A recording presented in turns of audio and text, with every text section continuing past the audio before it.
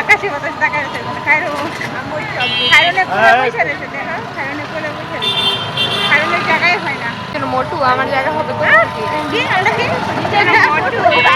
বসতে পারে না, ও বেশি মোটু দেখে বসতে পারে না। হ্যাঁ, আমরা হচ্ছে তিনজন যাও দুষ্টু, আমি মোটু না। আমরা এখন যাচ্ছি হচ্ছে খিলগাঁও হচ্ছে কিছু ফার্নিচার কিনতে যাব আমাদের জন্য। কী কী কিনবো এটা জানি না এখনো, যাই দেখি কি পছন্দ হয়। আমাদের সাধ্যের ভিতরে তাদের না, সাধ্যের মধ্যে যা করবে তাই নিয়ে আসবো। গাইজ, বাসাবোর এলাকা সারা বছরই এরকম জ্যাম।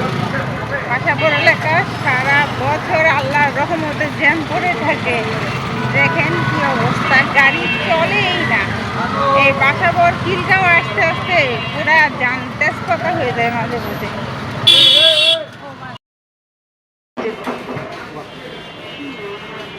যদি হয় তাহলে একদমই জিনিস বিক্রি হয়, এটা কোনো টিকটকের মনে হয়। কালকে একটা টিকটক গেছি, 4000 না কত টাকা দাম, 500 500 500 বললাম ভাই, ছোট ভাই হিসেবে এটা বললাম।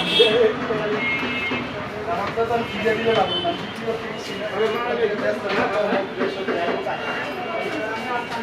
আসলে কি আমি দিবই না, কিন্তু আগেই বলছি আগের কথা বলো, পরের কথা খারাপ।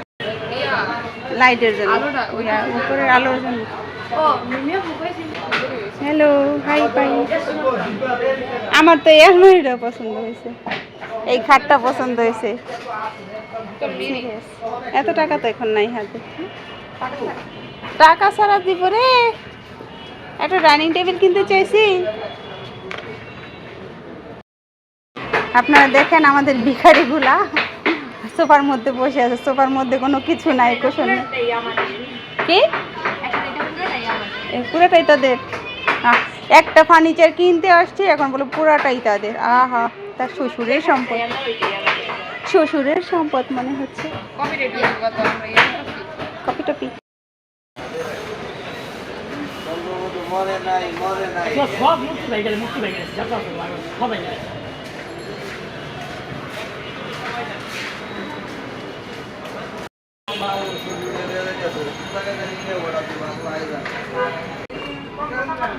দুই ফকিন্নি কিভাবে বসে আছে।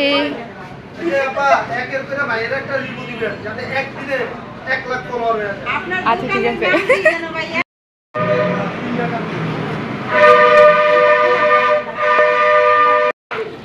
আমরা যে দোকান থেকে হচ্ছে আমাদের ফার্নিচার নিচ্ছি, এটা হচ্ছে remix furniture mart, Khilgaon rail gate, Jorpukur পাড়। আচ্ছা, চাইলে যোগাযোগ করে এসে নিতে পারেন আপনারা। তো ফার্নিচারগুলো বেশ ভালো, আমার ভালো লেগেছে। এই ফার্নিচারগুলো যদি সব একটা একটা করে বাসায় নিয়ে যেতে পারতাম তাহলে অনেক ভালো লাগতো। কাঠের জিনিস মানেই মেয়েদের আটকায়। মেয়েরা যেখানেই থাকে, সেটা 5 তলা হোক আর গাছতলা হোক, তারা চায় তার ঘরটা টিপটপ থাকবে, সুন্দর করে সাজানো থাকবে।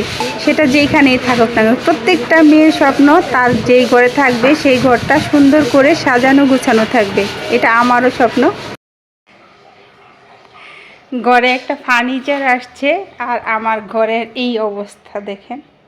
অবশ্য আমি এখান থেকে ম্যাট্রেস বের করে অন্য রুমে নিয়ে গেছি, শুধু তোষকটা রাখছি এইখানে। আর এই দেখ আমার মেশিনটা কোথায় চলে গেছে, মেশিনের উপরে কি রাখা। ওই যে আমার ভাগ্নি, কি করছ তুই এগুলো কি করতেছিস তুই এবারে হন? হায় হায়, পুরা ঘরে এলোমেলো। ফাইনালি আমার ঘরে একটা ড্রেসিং টেবিল চলে আসছে। এটা ড্রেসিং টেবিল প্লাস আলমারি। ইয়া, কি মজা লাগতেছে নিজের ঘরে এত সুন্দর জিনিস দেখে, আসলেই মজা লাগতেছে। আরেকটা জিনিস দেখাই, আমার হচ্ছে ড্রেসিং টেবিলটা কি কালার, খাটটা কি কালার, আর ওয়ার্ডরোবটা কী কালার। মানে ওয়ার্ডরোব আর খাট আমি একসাথে নিয়েছিলাম, এই জন্য এইটা হচ্ছে এই কফি কালার করেছিলাম। আর এবার হচ্ছে এটা সেগুন কাঠের নিয়েছি, তো এটা আমি কাঠ কালার রেখেছি। পরবর্তীতে খাট আর ওয়ার্ডরোব দুইটাকে আমি কাঠ কালার করে ফেলবো ইনশাল্লাহ খুব শীঘ্রই। গাইস, এই হচ্ছে আমার ড্রেসিং টেবিলের মোটামুটি একটা লুক। ড্রয়ার খুলে ফেলছে, ড্রয়ারের মধ্যে এত মানে সব চুড়িগুলো রাখছে। আর এইখানে কোনো তাকের মধ্যে চুড়ির আলনা ঢুকতেছে না, বাধ্য হয়ে ড্রয়ারের মধ্যে চুড়ি রাখার জন্য বের করছে। আর এটাকে ন্যারো করে ফেলছে দেখেন, সব খুলে ফেলছে। এখন ভাগ্নিদের কথা হচ্ছে এটা এইখান থেকে কেটে দিবে, তারপর হচ্ছে এটার মধ্যে চুড়ি রাখবে, তাও ড্রেসিং টেবিলের ভিতরেই চুড়ির আলনা থাকবে, চুড়ি রাখবে। এই হচ্ছে আমার ড্রেসিং টেবিল। অনেক দিনের একটা স্বপ্ন পূরণ করলাম যে সুন্দর একটা ড্রেসিং টেবিল কিনবো।